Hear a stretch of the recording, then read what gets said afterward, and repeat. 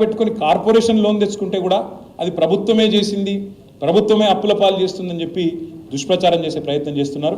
Self sufficient corporations ఏవైతే ఉంటాయో, civil supplies కానీ, ఆర్టీసీ కానీ, ఎలక్ట్రిసిటీ, జెన్కో కానీ, ఇవన్నింటిని కూడా కలిపి లేని అప్పులు ఉన్నట్టుగా చేసే ప్రయత్నం ఏదైతే ఉందో, దీన్ని రాష్ట్ర ప్రజలు, మా నాయకులు, మీడియా మిత్రులు అందరూ కూడా దయచేసి గ్రహించాలని చెప్పి కూడా నేను మీకు విజ్ఞప్తి చేస్తాను.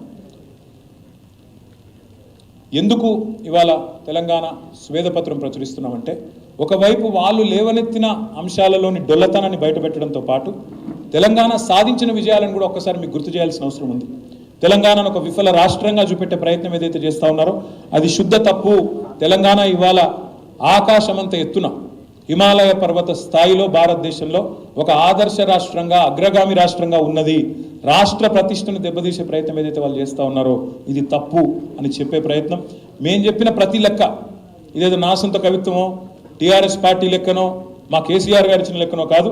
వీటన్నిటికీ సోర్సెస్ ఏంటి అంటే RBI, reserve bank of India, controller and auditor general యొక్క లెక్కలు, పార్లమెంట్ సాక్షిగా కేంద్ర ప్రభుత్వం మినిస్ట్రీ ఆఫ్ స్టాటిస్టిక్స్ ప్రవేశపెట్టిన నివేదికలు, నీతి ఆయోగ్ వంటి సంస్థలు, అదేవిధంగా రాష్ట్ర కేంద్ర ప్రభుత్వంలోని ఇతర సోషియో ఎకనామిక్ సర్వేసు, అదేవిధంగా రాష్ట్ర కేంద్ర ప్రభుత్వాలు పెడుతున్న మరి లెక్కలే అని చెప్పి కూడా నేను మీకు విజ్ఞప్తి చేస్తా ఉన్నాను.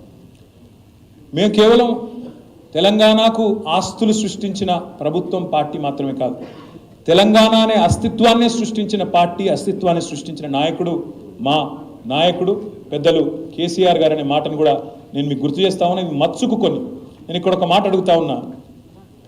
అక్కడ మీరు చూస్తున్నారు, ఆకాశమంత ఎత్తున భారతదేశంలో కాదు ప్రపంచంలోనే అతి పెద్దదైన 125 అడుగుల సమున్నత ఒక దళితుల ఆత్మగౌరవానికి, రాష్ట్రంలోని అణగారిన వర్గాల ఆత్మగౌరవానికి ప్రతీకగా నిలబడ్డ డాక్టర్ బాబాసాహెబ్ బిఆర్ అంబేద్కర్ గారు.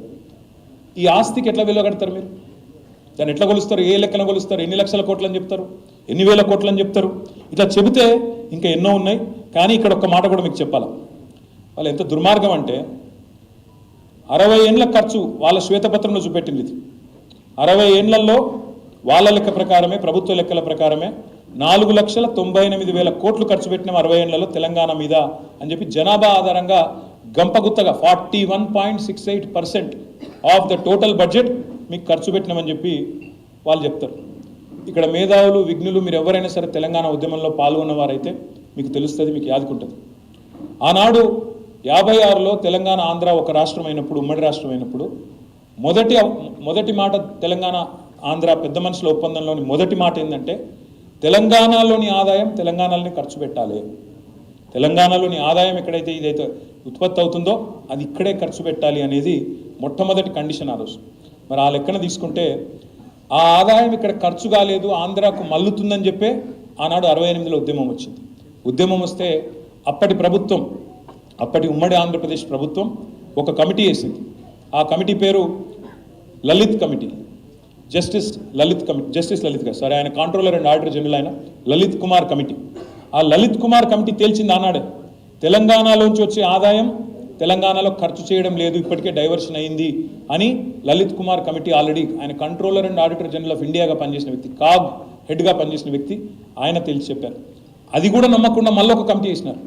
Justice Vashishtha Bhargava, supreme court judge Vashishtha Bhargava గారు, ఆయనది ఇంకో కమిటీ వేస్తే ఆయన కూడా తేల్చిండు, తెలంగాణలోని ఆదాయం తెలంగాణలో ఖర్చు చేయడం లేదు, మళ్ళిస్తున్నారు.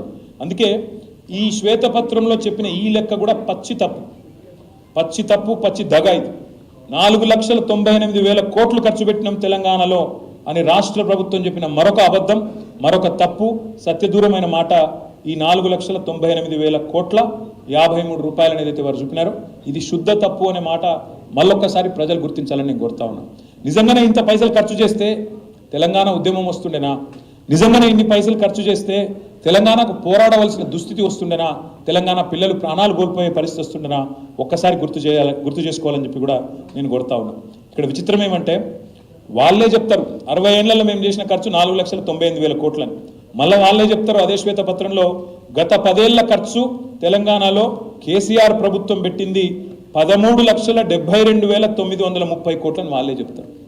అంటే 60 ఏళ్లలో నిజంగా ఒక నిమిషం, ఒక క్షణం, ఒక సెకండ్ కోసం ఇది వాళ్ళు చెప్పిన లెక్క కరెక్టే అనుకుందాం, అభూత కల్పన అయినప్పటికీ అనుకుంటే దానికంటే దాదాపు 3 రెట్లు ఖర్చు పెట్టిన తెలంగాణ ప్రభుత్వం ఏమో పని చేయలేదంటారు. కానీ వాళ్ళు మాత్రం 60 ఏళ్లలో పెట్టింది మాత్రం చాలా గొప్పగా పెట్టినాం, ఖర్చు పెట్టినాం అని చెప్పి మన ముఖ్యమంత్రి గారు, మన గౌరవ పెద్దలు కేసీఆర్ గారిని తూలనాడే ప్రయత్నం, తెలంగాణ రాష్ట్ర ప్రతిష్టను దెబ్బతీసే ప్రయత్నం వారు చేసినారు. అందుకే ఆస్తులు అస్తిత్వం సృష్టించిన పార్టీగా, తెలంగాణకు అద్భుతమైన సంపద సృష్టించిన పార్టీగా వాస్తవాలు చెప్పాల్సిన బాధ్యత మా ముందు ఉంది. కాబట్టే నేను ఒక్కొక్క సెక్టర్ వైజ్ మేము ఏం చేసినా కూడా చెప్పే ప్రయత్నం మీకు చేస్తాను.